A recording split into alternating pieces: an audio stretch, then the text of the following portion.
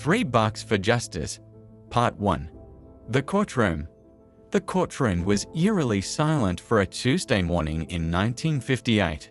There was no idle chatter, no rustling of paper, only the steady, rhythmic ticking of the clock above the judge's bench like a countdown marking the passage of time.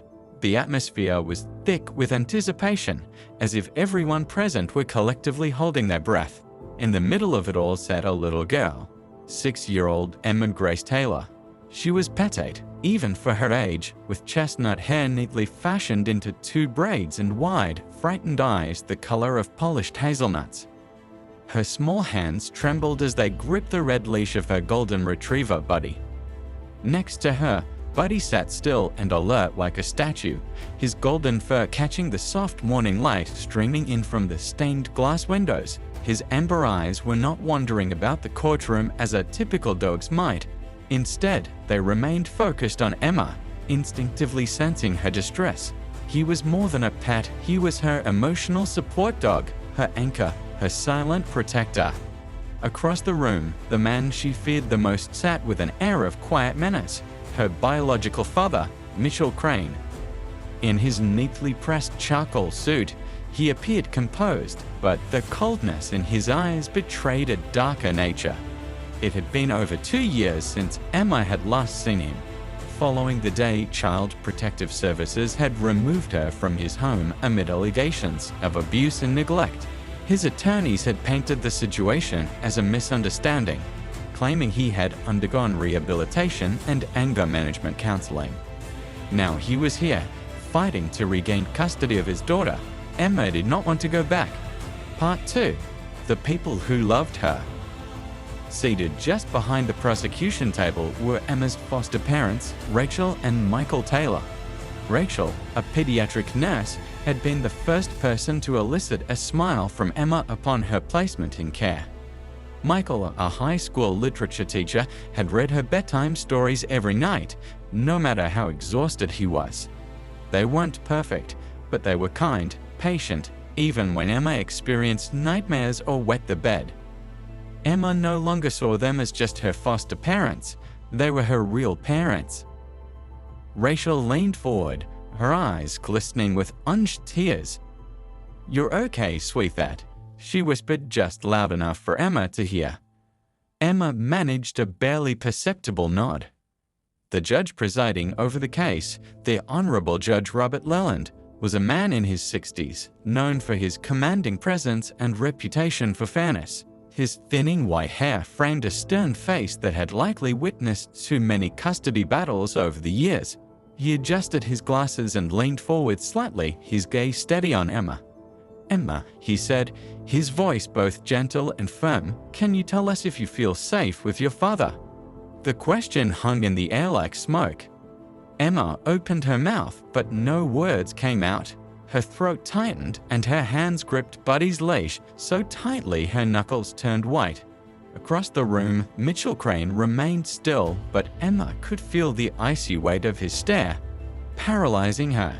She froze. Part 3. The Signal. But Buddy stirred beside her. His ears perked up as he sensed her rising panic and turned his head toward her.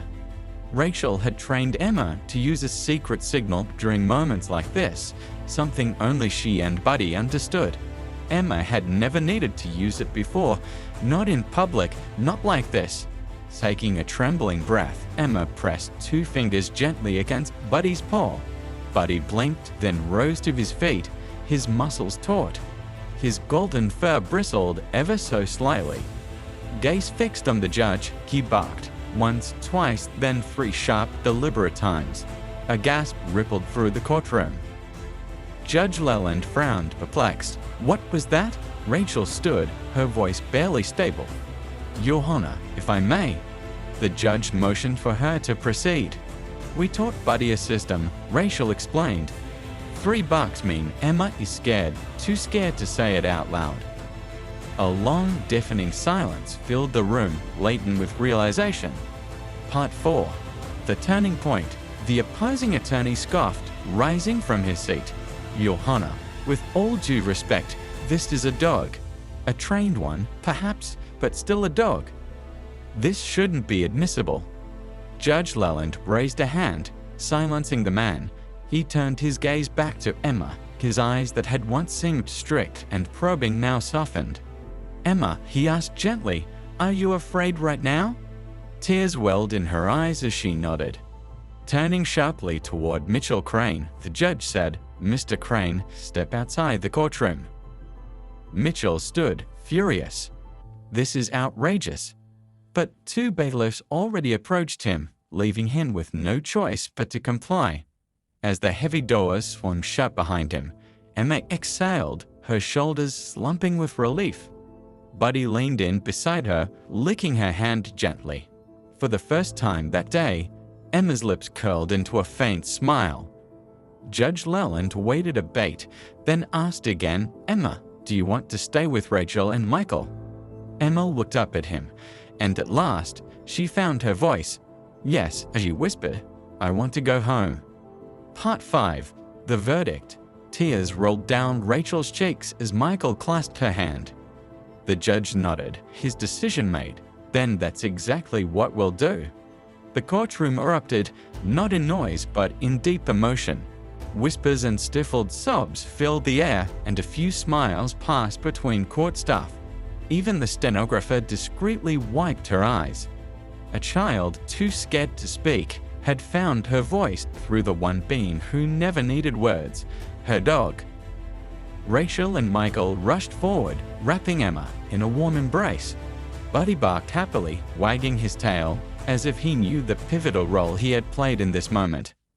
As sunlight broke through the stained glass, casting golden beams across the room, Emma stood in the center of it all, finally free of fear, her hand resting on Buddy's head.